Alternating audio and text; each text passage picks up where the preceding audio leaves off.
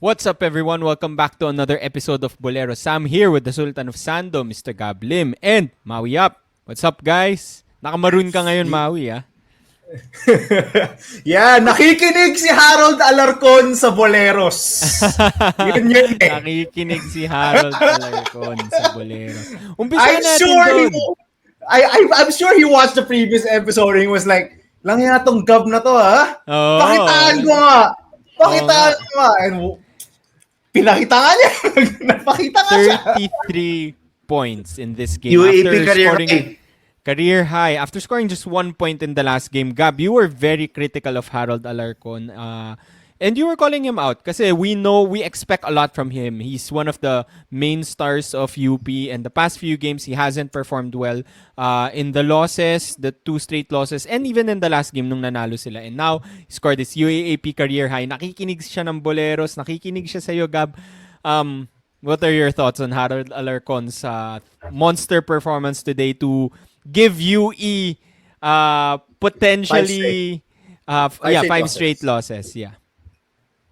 Well, sorry Sam. He scored 3 points nung 3 game points. against FAU. So, yeah, still was bad. And I'm happy. More proof na may low-key mga fans tayo dito na galing sa UP coaching staff or baka si Harold mismo nanonood, di ba? O baka may nagpakita kay Harold. Yung tingnan mo sinasabi ng kalbong to, galingan mo kasi next game. And he did. And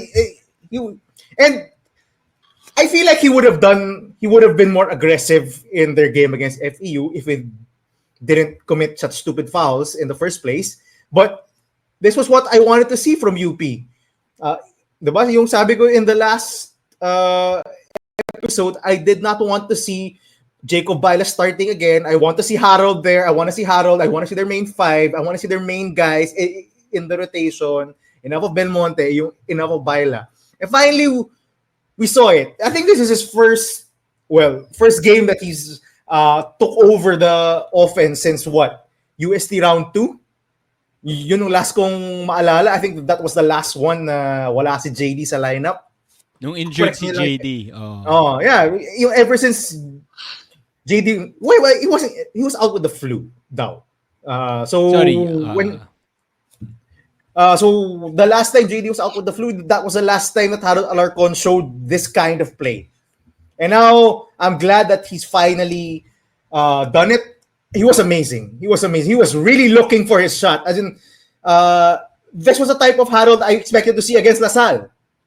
Diba? When they faced LaSalle in the second round, I thought I would see the type of Harold Alarcon we were seeing now. The guy who wanted the ball in his hands, getting to his mid-range, driving to the basket, and if he's not getting to his mid-range, he's hitting his 3-point shots. I've said it all since, before season 86, Maui, diba tayo, nakita natin si Harold, sabi natin, this guy is him in UP. Mm-hmm. His offensive bag has expanded to such an extent that he can have games like this where he just takes over an entire game. And I love seeing it because you watch guys like these and you automatically think, Panggilas. You know, if he can score at like this, yung play make like this, Panggilas. And defend at the level that he does, Panggilas. Si Harold. Diba? I mean, KBL. Diba? KBL, pang abroad, pang Japan B-League. Get the bag. Get a call-up from Coach Tim Cone to represent the country. This is the type of performance I've been expecting from Harold. Diba? That's why I'm so hard on him because I know what he's capable of. I've seen him have spectacular games. I've seen him make clutch shot after clutch shot. Heck, in this preseason, he made, 2 clutch shots? One in Pinoy Liga against Adamson. I distinctly remember that one. He had another one in Phil Oil. I think it was against UE. I can't really remember. But he's the guy in the clutch most of the time. Him and JD. So I really expect this of him. I love how he performed. But onto the game, UP had a specific game plan for this, especially at the start. They really looked for QMB. It was really overshadowed by Harold's game, but QMB had his best offensive game, I think, in the UAAP so far in this season. 16 points, just dominating Precious Momoway early on. And I think that was part of the game plan. Give it to QMB and try to fish for Precious fouls, which they did.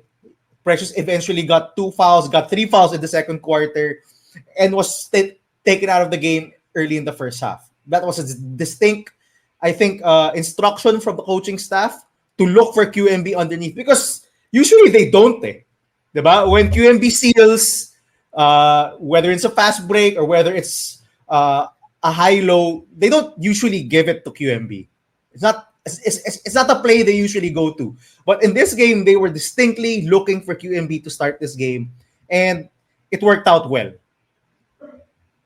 Precious was taken out of the game. UP got out to a lead, but in fairness to UE, they responded. I did question, like what Maui did, I did question why UP was trying to push the pace because that's exactly what UE wanted to do. They want to push the pace. They want to get as many shots up as possible, early shots, early offense, and that proved to their advantage. John Abate got a few jump shots. Si Maga yung got a few layups and a jump shot. Si Precious, you had a few stabs at the basket. Devin Fikes, who I don't think deserved that unsportsmanlike foul. Again, there was no intent, but I don't think he deserved it. But UE got up to 21 points in the first quarter. That's, I think, 16 points less than their total against Adamson just a few games ago.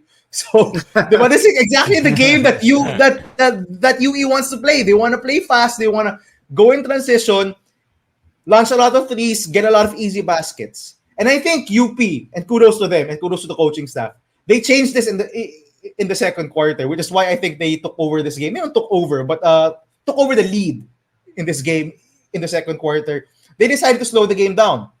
Soft press wasn't really a hard trapping press, but a soft press, slow the game down, go back into a zone, make UE a half-court team, which has been proven in the past 4 games, in their past 4 losses, it's not something that UE is very good at. Diba? Look at the teams that they've lost to. FEU, Adamson, UST. These are all teams that love to slow it down. Diba? You love to play zone, slow it down, and UE is not comfortable in this. The Precious Mamoy post-ups are not really a good offensive option for them, I don't think, especially against a player as tall as QMB. Heck, even against Motong Kara, he struggles in post-ups, diba? So, and he struggles with double teams. It's been proven since, game 1 of this season that he doesn't do it well in the post when he's isolated. And another distinct game plan for UP that I liked in this game, limit 3-point shots. I think at the end, how many threes did UE make? I think it was 5. 5 5 out threes. of 5 of 23. 23. Yep. So they were closing out really well, especially in the second half. I think they had 3 in the first half and only 2 in the second half. One was heaved by Jack Cruz Dumont off a pick and roll, but the rest they were just coming at the basket. Which, if you're UP, you would take that over UE getting hot from 3, which is a recipe of success for UE. They really want to make a ton of threes. And it was actually close until the fourth quarter, until si Harold just came back in the game and hit a 3, hit 2 more pull-ups. That was a story. He was the closer in this game. My only concern was it came with a bad JD Kagulangan game. So I think some of our subscribers did comment this. It's going to be a your turn, my turn with JD and Harold because they both need the ball in their hands to be effective, which is weird because I think you can both catch and shoot. But I'll take it. I do hope we see a game where both of them play well together because right now it doesn't seem like that's the case. It seems like we need one or the other to take over the offense. And then one just disappears. I do hope that that's not the case for for UP moving forward, because against LaSalle, we can't have a absent Harold, and because they're eventually gonna face LaSalle. Let's face it, they're gonna make it. They're gonna face in the finals. I don't think, unless a massive upset by UST or whoever LaSalle faces happens, which I won't bet on. But they're gonna face LaSalle, and I don't think they can have only one of JD and only one of Harold having great to good games alternatingly. So that's it for me. UE, it was a very good effort from them. It liked how wasn't they a bad attacked the game overall. Yeah, Diba? I liked how they attacked the basket. Free throws killed them. There was a stretch in the third quarter where they were only down 150-49, and they missed 3 out of 4 free throws. That could have brought them the lead. And lo and behold, si Harold yung nakashoot sa kabila. Or was it JD? I think no, it was a JD3. And that was it. They couldn't take they couldn't take the lead after that. I think that was their best chance to take the lead and possibly swing the momentum towards them. Jadabate had a good first half and then was absent for the rest of the game. Actually, a good first quarter. I think he scored all of his points in the first quarter. And then was absent Puro for mid-range. Yep. Mid-range, because the pace was so high and he was able to get to his spots. But when the pace slowed down, they really struggled. I think Jack Cruz, the one, and kudos to him, had a really good game in this one, just dictating the flow of the offense in the second half when everyone else was absent. Scored a ton of baskets, scored 8 points, I think, in the second half. So kudos to Captain Jack Dumont for having a good second half and trying to keep UE in this game. But it's still a loss. That's their 5th straight. They're still not out of it. Yeah. They're still in play. Yeah. But That's the good they're gonna have to cheer for a team that they and their fans don't really like in the Ateneo Blue Eagles. Of all the Luto accusations and the jeering and all that against Ateneo, they will now have to cheer for the Ateneo Blue Eagles on Saturday and hope that they beat the Adamson Falcons in the Battle of the Birds. How irony, man. Just how ironic is that? That you're gonna cheer for one of the teams that you really don't like, the Ateneo Blue Eagles. Sam, Maui. Yeah, just to add there, yung silver lining dito is it's not over yet for them. Kahit matalo Ateneo, manalo Adamson, they'll still have a battle for 4th place. So whatever happens, they still have at least one more game to play. Maui. Yeah. I think si Gab covered it most. One of my main comments actually na-cover niya last. The only negative thing about Harold's breakout game, best game of the season, is probably si JD. I think he shot 1 for 11 a while ago. I think that's the main problem right now. If you're looking, maybe if you're being a devil's advocate for UP, is that they still don't have that main rotation, diba? When you go to the playoffs, usually you need to have that 8 to 10 man rotation that you can rely on heavily. Diba? That's I guess that's the positive and the negative of having this 16-man deep lineup. It was unfortunate also that Turkulas was injured again, diba? By an invert hit by Devon Fikes. You need this lineup to really develop yung rapport nila with each other. I think their best lineup was QMB, Alarcon, and Harold. QMB, Harold, and Kagulangan, and whomever they put. But it would have been better if we would have seen, diba, Turkulas also in that lineup to see how he fits in it. He hasn't been able to really play with QMB a lot. Diba? He's been injured a lot this season. QMB came in late during the off-season also. But it's good that they decided to go with Alarcon, diba? It's winning time. Diba? You have to trust your veterans. You have to trust you have to put your marbles on the trusted hands. Diba? Kagulangan, Alarcon, and Abadiano are 3 of the most seasoned veterans you can have in the UAAP, with probably the most Final Four and finals experience, diba? And it showed today. I think si Harold played the game of his life. Baka nakakaamoy na kasi puro KQ na ang post nung mga insiders ng KBL. He wants to put his name in the ring. Diba?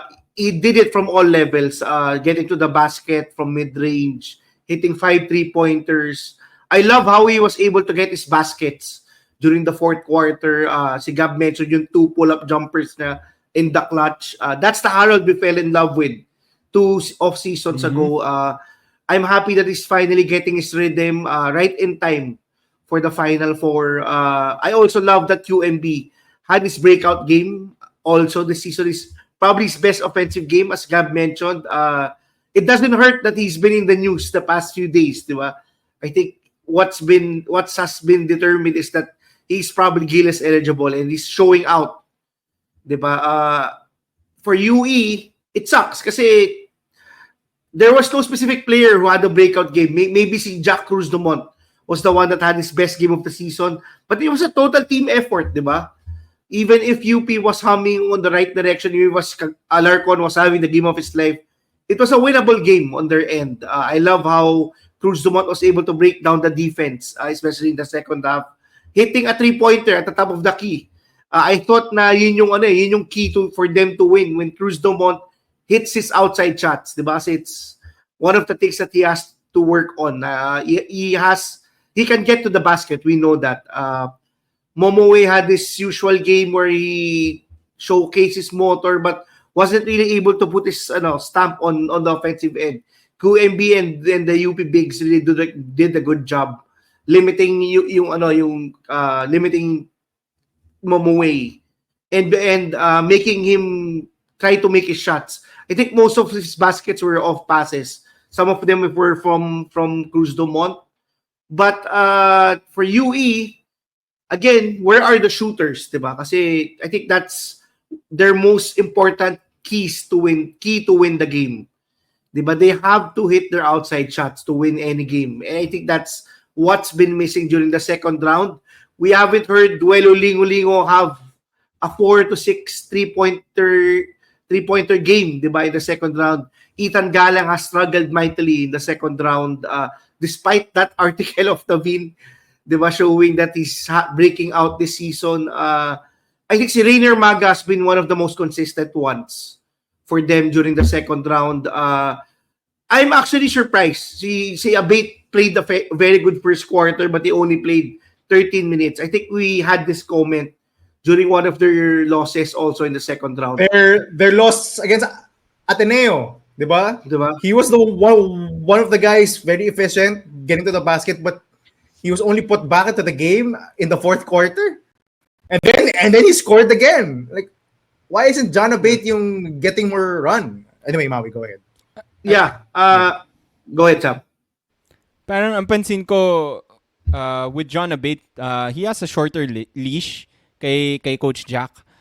If he makes a mistake or a turnover, he sits down. Parang I think there was like a play na he made a turnover and then he sat him down immediately. So I guess parang kay Coach Jeff Napa with what's his name? Humamoy, where he has a shorter leash out of all the guards. I don't know why, because probably my higher expectations sa kanya. So if he makes some mistakes, he sits down. Anyway, Maui, go. Wala. At this point in time, diba, you have to trust your best player. I think si John Abate has proven throughout the season, diba, even in the most crucial games, especially the game against LaSalle, that he's a guy that they can trust. Actually, he's one of the main reasons why I think they had an early lead in this game, and I'm actually surprised that he wasn't fielded in nung second half much. I think he only played 13 minutes. He's one of the few players in UE that had a positive plus-minus from the game a while ago. So that was weird for me. Maybe it's because... And he's one of the guys, Maui, who can create his own shot and score points. Diba? Yeah. So it's weird why he's being benched for long stretches. Anyway, go ahead. And he's not naman like a project, diba? Like Humamoy, diba? Humamoy is a young gun who has 3 more years of eligibility. So it was a bit weird for me. But I think I understand a bit kasi si Maga has been the most consistent player in the second round. Maybe si Cruz Dumont was also having a very good game in the second half. But for UE, they have to win the game to get to the Final Four. Diba? It's crazy to see them in this position after being the most surprising team in the first round. Diba? I think most of us probably gave them the baller of the season sa first round. Then maybe later when we go into our bowlers and boleros, I don't know if we're going to do boleros, but I have to say that UE is one of the biggest boleros. Diba? They fooled us. Kung merong team ng budol na pwede maging contender for this season, it has to be UE. Diba? It's unfortunate that we're in this position. That they're in this position right now. They also got their fans to come to the games, even more so than when they hosted last season. So it's crazy to think. I can't believe it that they have to fight a playoff to get to the Final Four and hope, as Gab mentioned, that Ateneo, one of the teams that they don't like, wins against Adamson this coming Sunday or Saturday, I think. But yeah, they still have to win to get to the Final Four. They still have to win. Yeah. Yeah, lahat tayo nagpaloko sa UE Red Warriors. They were 5-2. They were 5-2. We were talking about them possibly sneaking in to get that twice to beat advantage. Ganun tayo kabilib sa UE after that first round. But now their fate is not in their hands. I think I just want to go back to UP again. I think for UP, what I like about this team, and Gab, I think you pointed this out nung previous episode. Sabi mo, there's no more playing around. Like, start your vets. So, the past 2 games, I think ito yung starting lineup nila. So, Alarcon, QMB, Kagulangan, Abadiano, Interculas. And I think even in the game against Lasal, more or less ito yung starting lineup. But QMB wasn't there. So, I like how this lineup has performed in the last 2 games. In terms of the rotation, probably this is going to be it. Francis Lopez going to be the 6th man off the bench. And Torres ang probably the other guy that I see getting a lot of the minutes because he can sort of play multiple positions with how he's a guard na medyo malaki and can shoot, diba? So can guard multiple positions. I think UP is getting serious and dapat lang kasi they're getting ready for the Final Four. You guys pretty much covered everything. I love the QMB game. Playing against Precious Momoway. Yung pa, diba? Kasi when QMB was sitting, Precious Momoway was actually out-rebounding, dominating the rebounds, out-rebounding the UP team. Pero pag nandyan si QMB, parang walang magawa din si Precious Momoway. For UE, I don't know what to say, to be honest. Siguro the other guy na has been actually sort of good for me was Devin Fikes. I like his energy, always bringing it sa games kahit na hindi naman talaga siya main Did you think he go-to deserved guy. that unsportsmanlike foul? Hell no. Sabay tayo. And I don't understand, sabay tayo when we chatted about this. And I don't understand why this keeps happening to UE. Na lagi silang may inadvertent elbow na natatawagan ng unsportsmanlike foul. Glad that he was able to stay in the game, pero that rule has to be reviewed probably because at least the refs are consistent. They're calling it, but it's not the right call, in my opinion. Yeah. I don't think you should give unsportsmanlike fouls / flagrant fouls for actions that are obviously inadvertent and non-intentional. Diba? Yep. Sometimes may natatamaan. It's basketball. May natatamaan sa ulo. I mean, we're following FIBA rules, diba? And we said in our last episode that what Precious did in their last game was not in scope of FIBA criteria for unsportsmanlike fouls. So I don't know. Maybe the UAP has their own definition. Maybe they're following like the NBA na basta may tama sa ulo, it's automatically a flagrant / an unsportsmanlike foul. And I think that was diba? That was the explanation for the Momoway call na not necessarily may intent, pwede na hindi na siya counted as unsportsmanlike foul. They don't look at intent when they call the unspo. I think that was the press release or the explanation against Momoy. Anyway, go ahead, Gab. No, yun lang. I'm with you, Sammy. I think this rule should be revisited. It's very harsh. Let's face it, the UAAP, the refs, and the officiating committee of the UAAP allow the game to be physical. Diba? It's more physical than most basketball that we watch on TV. Like the NBA is not as physical as the UAAP. There's a lot of grabbing, a lot of holding, a lot of pushing that goes around, and yet you're bound to have some contact that will hit people, diba? Because you allow a very physical style of game. So I don't know, and for me it's unfair. I said it with the Precious Momoy thing. I don't think he should have been suspended. I mean, just think of Devin Fikes. If he that foul when he dived for the ball and sort of undercut Lopez, that one I think should have been unsportsmanlike foul because that was a reckless play that could have seriously injured Francis. But the one on Torculas, he blocked the shot and his hand went down. It's just unfortunate that si Torculas was there. So I don't think that should have been called an unsportsmanlike foul. I think his second one should have been called an unsportsmanlike foul. I thought they would actually. Pero wala daw, wala. So that's weird. I think they need to review that call. Maui, what do you think? Yeah, I think they have to clarify talaga kung if it's FIBA rules or another one. Diba? Kasi I think all of us think it's FIBA rules. It doesn't make sense, diba? If it's FIBA rules, if they really have to look at the intent, diba? But I agree. Yung second foul, yung foul ni Devon Fikes should have been a sportsmanlike foul.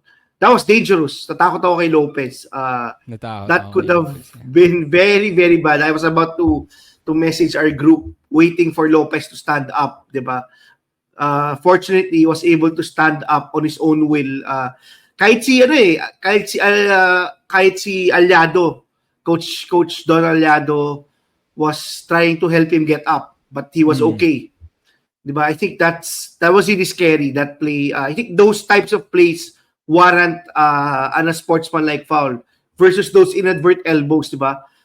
It's one of the reasons why, diba, in previous season nga, si Malik Diouf broke the face of Padrones and wasn't even suspended. Diba that? Actually, one of our subscribers did point that out, diba? Maui, in one of the comments, diba? Si Precious na inadvertent elbow and someone bled and to unsportsmanlike fouls and he's thrown out and he's suspended. Si Malik Diouf got the benefit of the doubt. na hindi siya intentional, he didn't mean to break his face but was given the pass. So where's the consistency in that? No.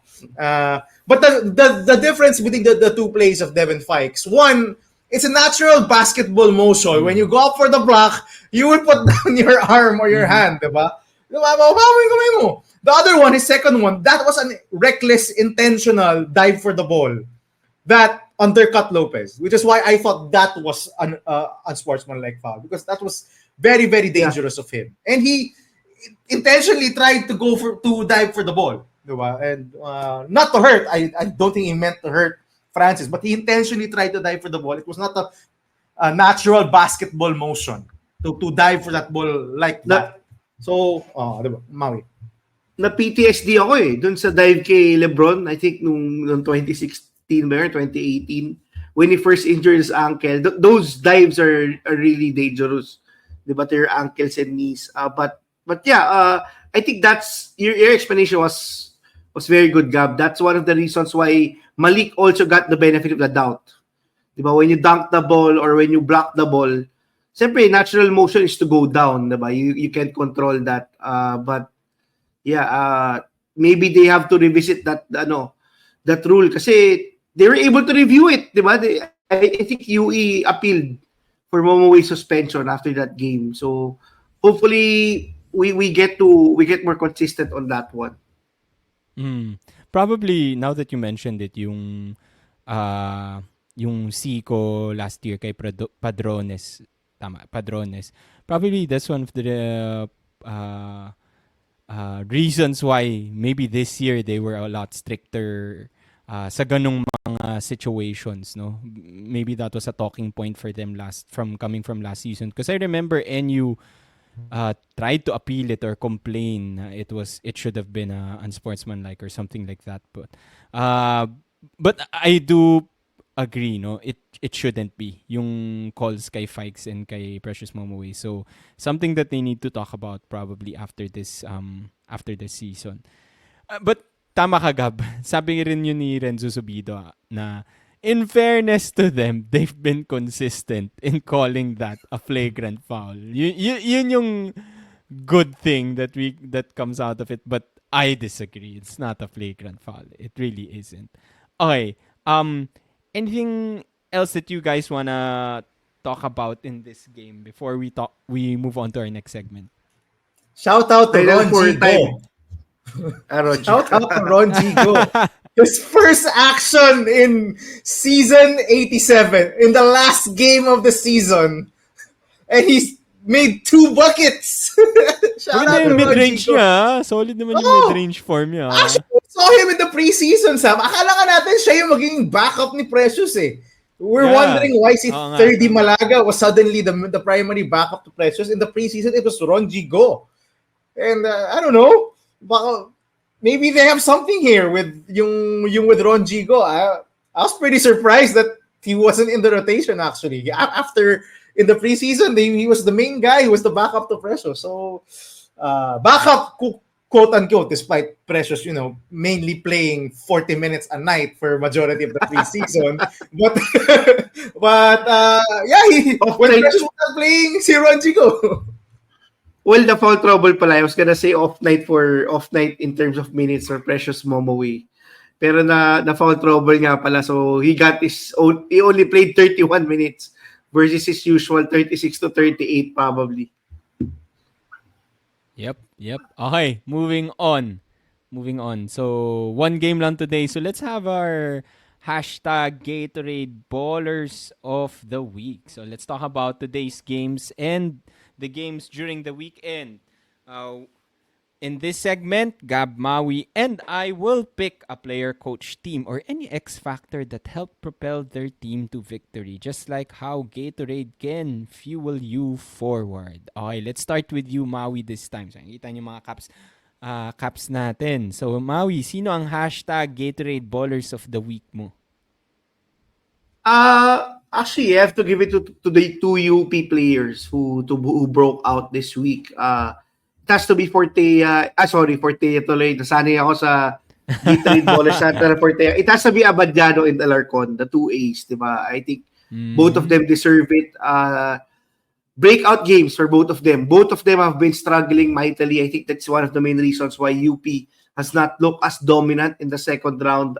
But when you see these two play big games at the end of the season, it really means it's winning time.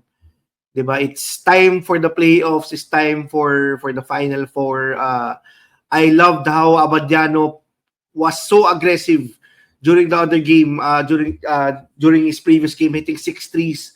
And now si Alarcon naman has tied the UAAP season high in terms of individual scoring, tying KQ with 33 points. I love si Alarcon talaga, how he plays. And I want to see him break out during the postseason, especially if they go up against LaSalle in the finals. I want him to be able to get the bag. But we've been saying this the past 2 seasons. We want to see Harold not in the PBA. Sorry, but I have to be honest. I want to see Harold have a chance. Not sorry at all. Joke lang. I want to see Harold get the chance to play abroad, diba? If Jay Belangel can play abroad, if Migs Oxon can play abroad, I think Harold Alarcon has that ability to be able to do so. Even si Kagulangan. I'm happy that he finally had this breakout game, diba? Kasi this season has looked really lost for Harold. Him losing that starting slot to a rookie, diba? Si Jacob Baila. I think that's one of the main concerns we've had throughout the season, yung rotation, how it would play out. And lo and behold, when they need him, when it's winning time, they go to Harold. So Alarcon has his best UAAP game during the last game of the season. I am wearing yellow, so I'm gonna go with the UST Growling Tiger. I gotta go with Amiel Acido from UST. He sparked that third quarter run in last Sunday against Adamson, just pouring it on, hitting threes, playing the role that Coach Pido gave him for the season. And actually, though that may be his role for this season as a spot-up shooter, I don't. I still think he has a lot more to give. Now he's still. I think once Nick Cabanero eventually goes pro, perhaps after this season, sana after this season, I don't think he should stay in the UAAP more. Baka Jerome Lastimosa pa siya. I once Nick Cabanero leaves, I think si Amel Acido is right to take that spot already from Nick Cabanero.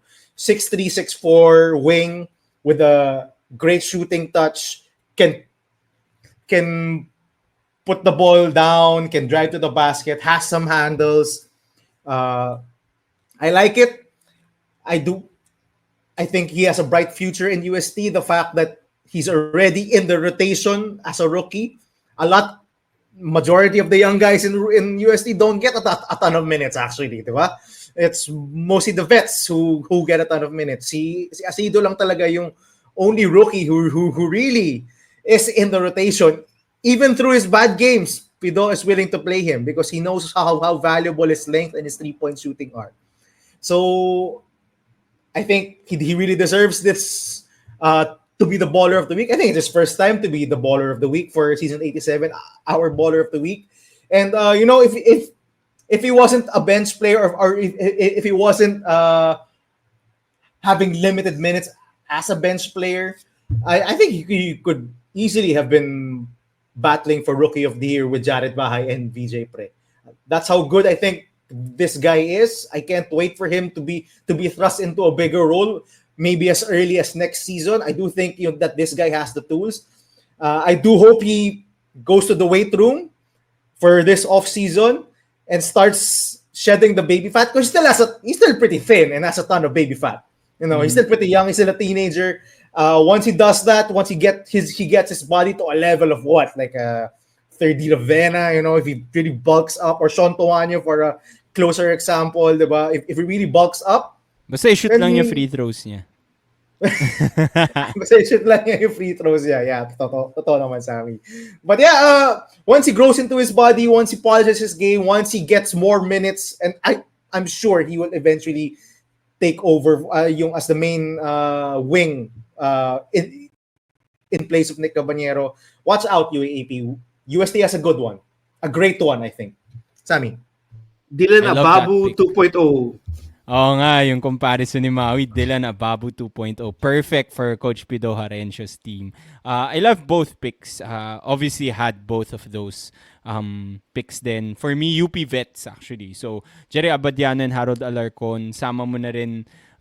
Si QMB is technically a rookie this year, but he's a vet, diba? He's an old guy, so leader of the team. Really helped UP bounce back after that LaSalle loss. By the way, Maui, the two guys that you pointed out, Jerry Abadiano, Harold Alarcon, had a really poor game against LaSalle, diba? Before this 2-game winning streak. I think Alarcon scored 2 points. Abadiano had 1 point or like 0 points sa game na yun. So, really, really great bounce back games for them. Abadiano against FU, Alarcon versus UE today. I do have a UST pick also. And I love the Acido pick, but I have to go with Coach Pido Harencio as my Gatorade baller. Ang laki ng ngiti ni Coach Pido after the game. We have to use that picture, by the way. Kasi ang laki ng ngiti ni Coach Pido.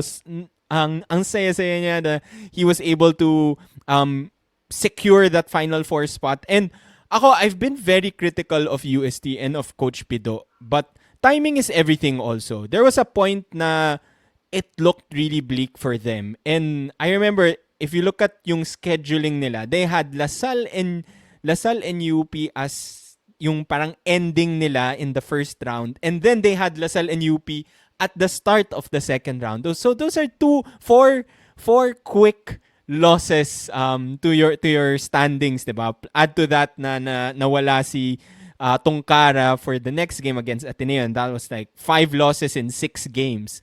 And it looked really bad for UST. But after the 2 rounds, they're number 3. They're where we sort of expected them to be, diba? We picked NU And as they gave us our dream Final Four matchup. UP UST. UP Church versus State. F all the the haters battle now, of di state ba? and church. Oh, and F to all all the the haters of Coach Bido. Alam niyo na yung sinabi ni Coach Bido, hindi ko na sasabihin. So, despite all the criticisms that he has received, he has brought this team back to the Final Four. This is what he promised. Sinabi naman niya nung first year niya, sabi niya, maka 2 wins lang kami. Happy na ako. That's what he said nung press con niya last year. And that's what happened. But now they're in the Final Four. Sabi niya, judge me next year. And now they're in the Final Four. And they're not just in the Final Four. They're number 3. There was a point talaga na I thought, wala na to or malabo na to. So, kudos to Coach Pido for making it happen. UST fans should just trust Coach Pido. Now, they haven't won against UP or Lasal. They haven't beaten them this season. They have to pull that out this in the Final Four. So, I'm expecting UST to take it even further to the next We'll do a level. preview of the Final Four. We'll do a once it's preview of that. completed. We'll do a preview of that. We And to want the a UST deep dive, crowd, of course. We want a to deep the dive. UST crowd, I challenge you. Match nyo yung UP crowd. I want to see it full UP versus UST crowd. UP fight and go chance. Let's go. Let's make this happen, guys. Okay. That's it for our hashtag Gatorade Ballers of the Week. If you have your own hashtag Gatorade Ballers of the Week, please comment them down below. I think we do have a couple. We'll do one last raffle for Gatorade merch. Meron pa kaming onte. So comment na. Don't forget to use the hashtag. We'll pin the instructions in the comment section para you can on how to join. One more game in the second round. At least one more game. The Battle of the Ateneo, Birds. Battle of the again. Birds. least Ateneo may versus bearing. Adamson. May bearing ang final game natin. For Ateneo, it's pride. For Adamson, it's a chance at the Final Four. Palakihan ng bird. Matchup. Palakihan na ng bird. So, we'll definitely cover that. We'll see you again next time. Comment, like, share, subscribe. Bye-bye.